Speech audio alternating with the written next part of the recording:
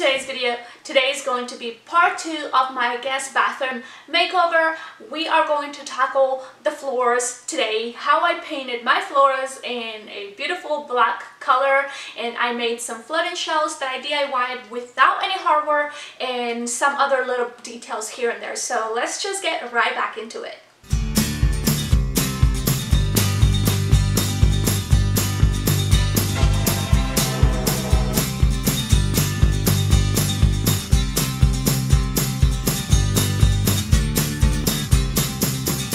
Alright, so here is the bathroom. It is a small bathroom. It is 5 by 8, and right now it's painted like a soft mint color. The lighting here, I don't know that I'll be able to show it to you, but that's what it looks like. That's where the cabinet was. Corey took it down for me because it is kind of heavy, so he just set it down here before he went to work.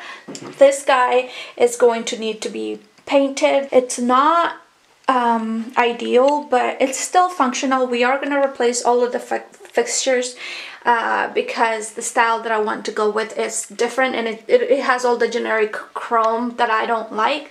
So that's where we are. I just kind of want to show you the flooring. I'll try and take some pictures so that you can see. It is just old and dirty and ugly, and we are going to take care of all of that. Honestly, the biggest thing with the floor is that the grout lines are really big and uneven. It is old, it hasn't been redone in 20 years, so it just needs a little bit of an update. I'm gonna start by taking down everything from the walls and painting the walls, patching any holes that need to be patched, and I need to spray paint the light fixtures too, so I'm going to start taking everything off and have ready just for painting. Alright, I'm probably not going to film much of the painting process because it is very tight in here to put the camera at a good angle and paint, and also I don't want to get paint on my camera, so I'll catch you guys in a little bit.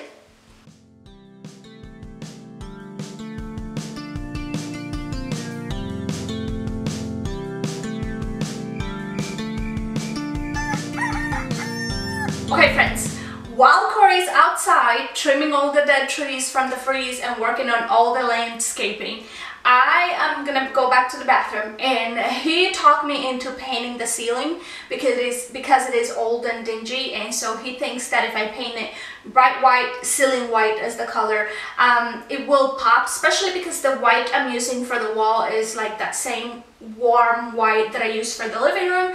It's called Flower Sack by Sherwin-Williams, and so because of that I kind of agree, and now I have to paint the ceiling, and this project keeps getting bigger and bigger. So thanks, Corey. Okay.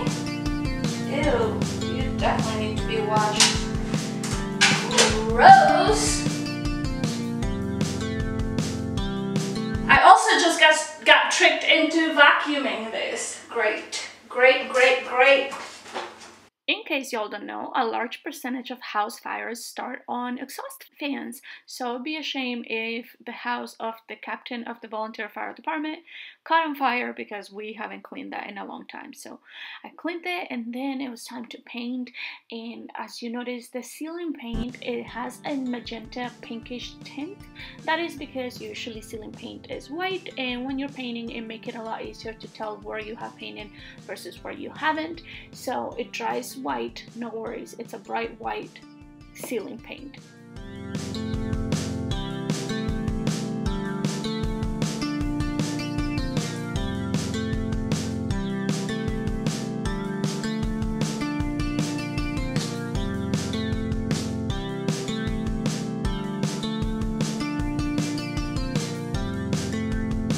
Now that we're done with all of the painting of the walls and the ceiling, which you guys probably don't care about, I can actually get to the floors. And I am sanding, scuff sanding with 150 grit. You really don't need to because the primer helps with adhesion, but I knew I was going to start using it fairly soon after painting, so I really wanted to give it a chance for the paint to grab onto the floor. Again, you really don't have to with a primer.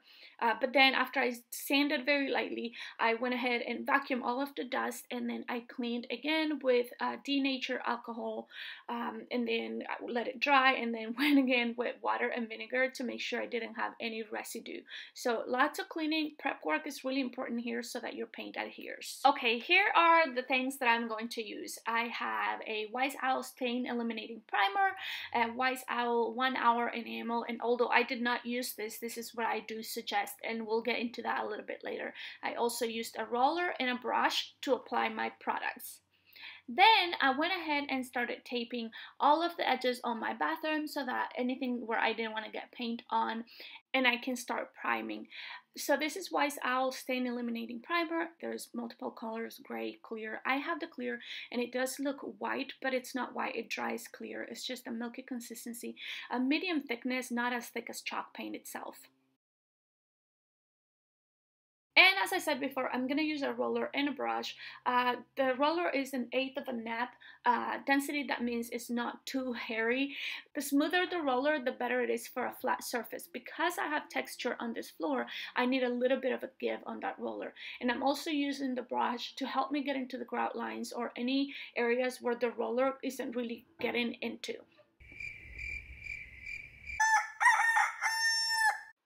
I waited a whole 24 hours before moving on to the first coat of paint. I definitely think it's important that you wait for your primer to cure properly before you start painting anything on it. So just like the primer, I am using the brush to get into the grout and like hard to reach edges, and then I'm gonna use the roller as well. I am using the color Carbon from Wise Owl Chalk Synthesis paint line. So this is a chalk style paint, and this is what I was talking about earlier. I would definitely recommend to go straight for the enamel, the 1 hour enamel in the same color, because it already would have a top coat built into it, and it's enamel, which is super hard. It will harden quickly, it dries in an hour, and it's an amazing paint. I only had the chalk style paint on hand, so that's why I'm using this. But again, it worked out just fine because I'm going to end up top coating it with the 1 hour clear enamel from Wise Owl Paints again to get the same effect that I would have gotten if I had just gone for the paint, if that makes any sense. Okay, so this is what the first coat looks like. It is dry. And so I am gonna go ahead and do a second coat, and that should be plenty.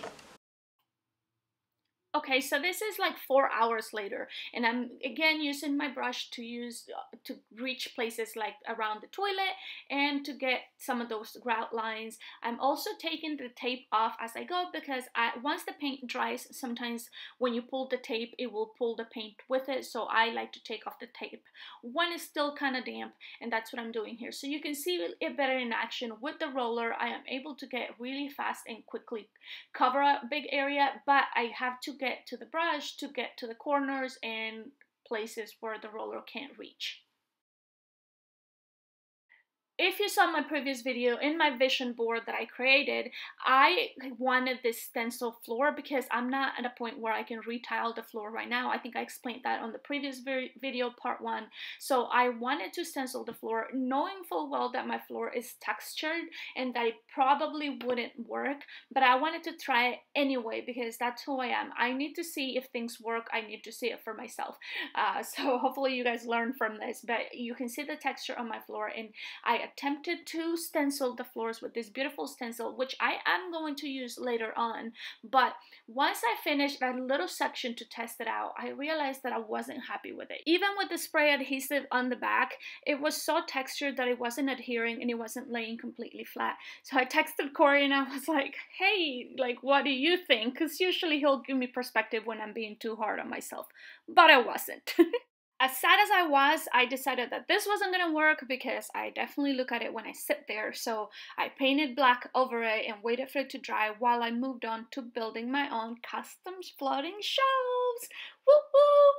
Actually, this was a little bit intimidating, but we had some leftover wood from the table that we built for our dining room, and I planed them and I cut them to size, and there is no hardware, so I'm doing everything. I think I will do a separate video for this because it's just gonna get too much on this one. But I made my own shelves while everything was drying, and then I installed them before I top coated in case anything got damaged on the floor, since I was actually walking on it, so that I could touch it up. But this is how the shelves look like. Woo-woo!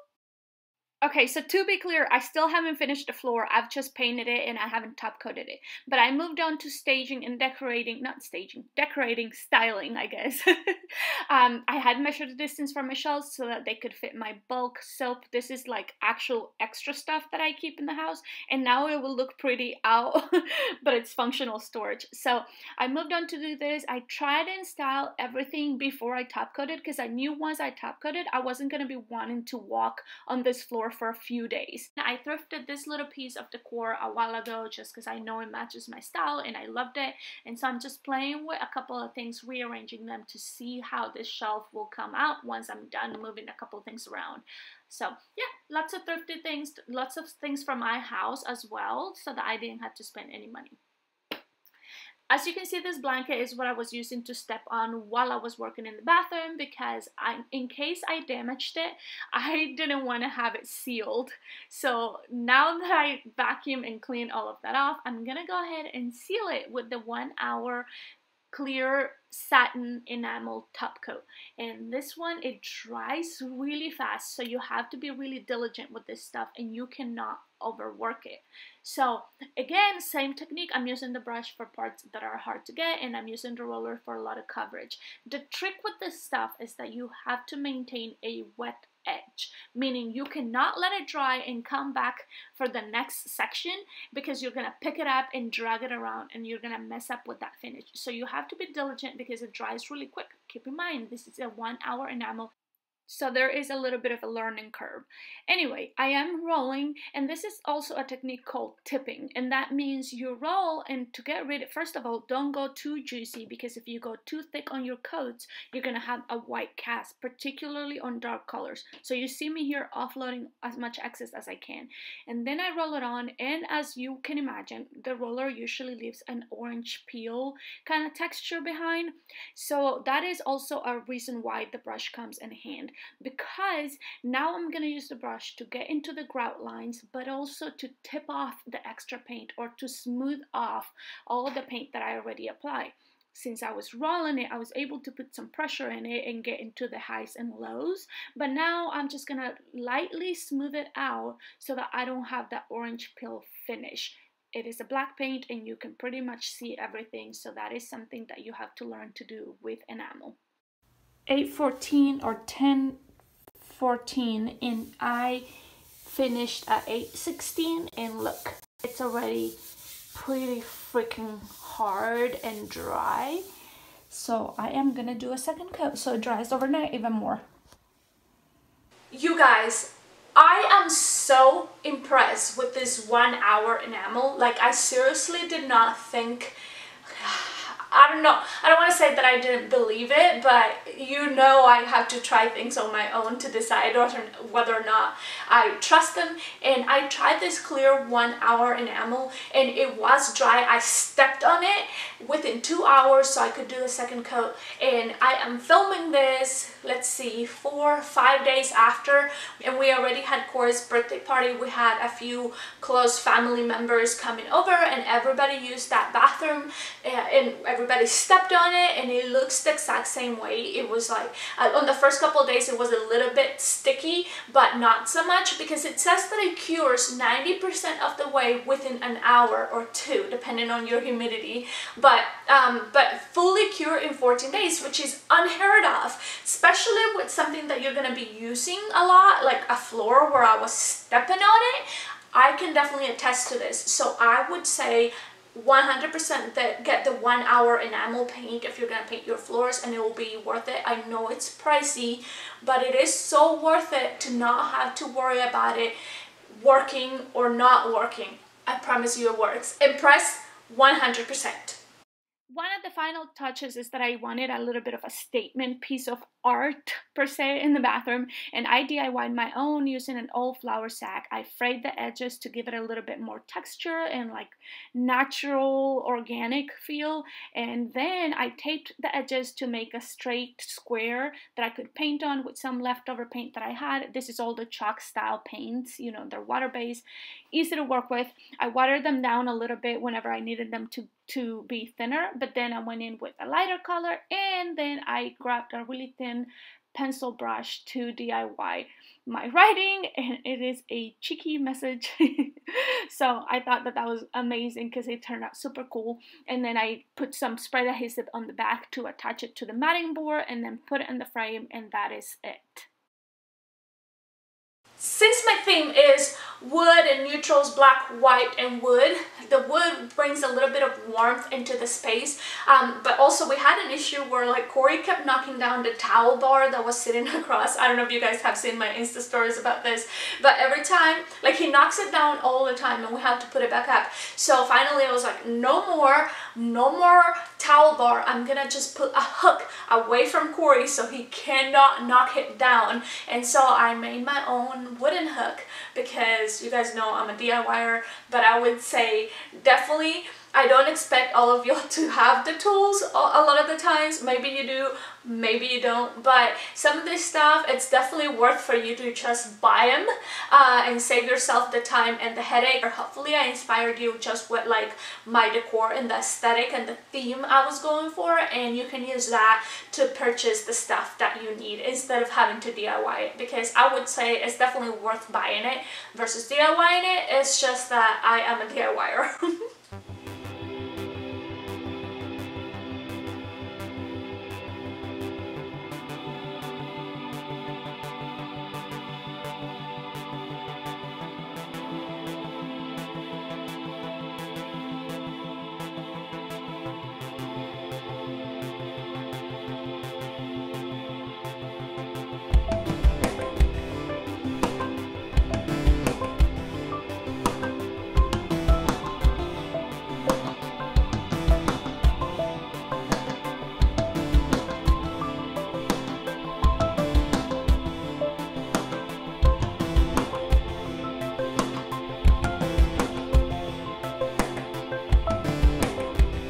That is it for today, guys. I hope that you loved it. I have a few things that I want to keep working on, like the mirror. I need a frame for that mirror, but it's good for now. It gets me to keep moving to another project or to not be so stressed that we were going to have people over and it was going to look ugly. So hopefully I inspired you, and if you want to paint your floors, definitely check out the 1 hour enamel. I will leave the links down below, and don't forget to follow me and subscribe, and I will see you next time. Okay, love you, goodbye!